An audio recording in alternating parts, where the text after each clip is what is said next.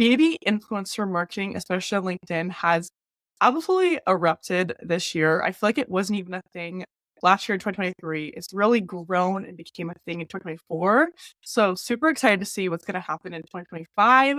Sarah, you're leading the industry in B2B influencer marketing at Wix. Tell me your thoughts. What do you think is coming for B2B influencer marketing in 2025? So I would say, especially for LinkedIn, I think we're going to see more and more nano influencers working with brands. So I think brands are going to be, B2B brands are going to be looking at LinkedIn more and more for engagement, for very specific targeting, very effective targeting. So working more and more with nano influencers, promoting posts, promoting nano influencer posts.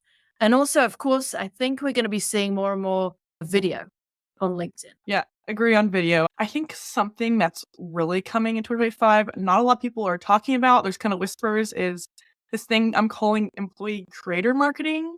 I think right now brands are about to start realizing that their most important and best influencers are their own employees. Because people know their products like nobody's business. They authentically enjoy their products, they work at the companies, and they're thought leaders in themselves. Like this person's like VP of sales, like head of technology, like these people have credibility. And so instead of brands just specifically tapping into external influencers and external nano influencers, they could tap into these internal nano influencers. And I think that's something that we'll see a lot in the next year as well. What are your thoughts on nano influencers on LinkedIn? What are the sizing? What are the roles you're looking into? Where do you think that's going to kind of erupt in 2025? So I think what's interesting with nano influencers on LinkedIn is that we call them nano because their following is very low, right? So they could have 2,000 followers, which is really almost nothing for LinkedIn. Could be 5,000 followers. So their following is very low. However, the reason why we call them influencers is because they have influence, because their content is getting really good engagement. So it's almost irrelevant to their following. So when I choose a B2B nano influencer on LinkedIn, I don't look at their following. I skip that and I look at their engagement. Are they reaching, for example, for me, my minimum is 100 likes a post. Are they reaching that? Are they reaching, in terms of comments, are they reaching like at least 50 comments a post? Are they engaging with those comments? What about reshares? And to look through their recent posts and to see that it wasn't just a one-off, that they went viral. Because you see that a lot on LinkedIn, people that they're not really influencers. They were lucky the algorithm liked their content. They exploded once and that's it. So not those kind of people, but people that are able to be consistent in that kind of high engagement. Yeah.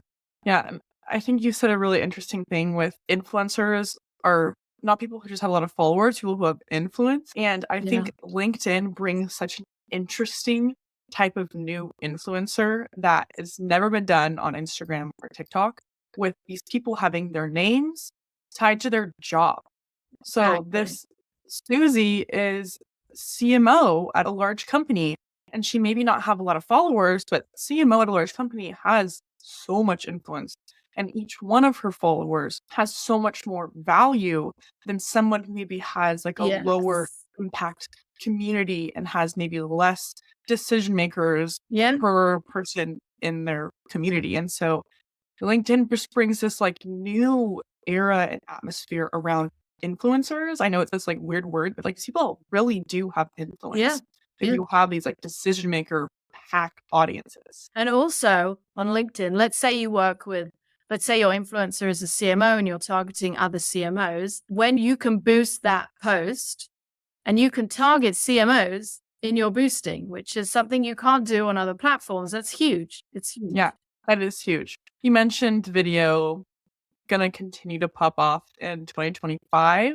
You have this interesting point of view because you're seeing kind of the back end, some of the impressions and how some of these posts are doing on LinkedIn. What are you seeing with posts that are doing well, video posts that are doing well? Is there some commonalities, or are you seeing it's just very spread across? LinkedIn still posting out video. We don't really know. Yeah. I always think that when I'm sitting there or with my team and we're trying to answer these questions, I always imagine the algorithm eating popcorn and laughing at us, and it's everyone wants the answer to that question. So do we, but it's very difficult. There's no secret sauce that I feel that even if I could, I would share.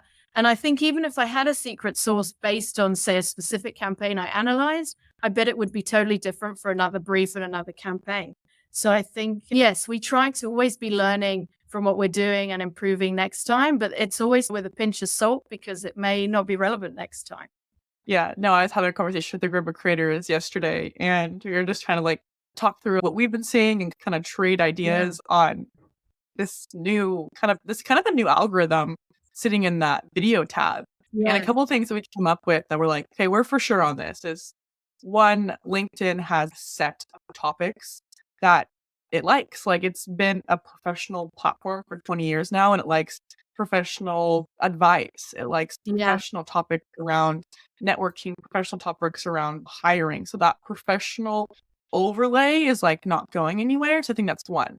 And then two, I think short form video content is, yes, it's like this whole algorithm thing, but it's also what do the people want to watch? And so if it's a video that's like engaging and like captures the eye and it's like really authentic, it's like up in someone's face, like as long as it's like engaging to the person, it's less about what the algorithm wants and more of what's actually going to have a person like stop the Yeah. scroll. Similar to what we've seen on every other platform. Like Yeah. it's nothing like new. And so I think balancing, there's obviously some other X factors that LinkedIn's starting to play around with, trying to figure out their own video tab, but that's what we're seeing right now. Yeah.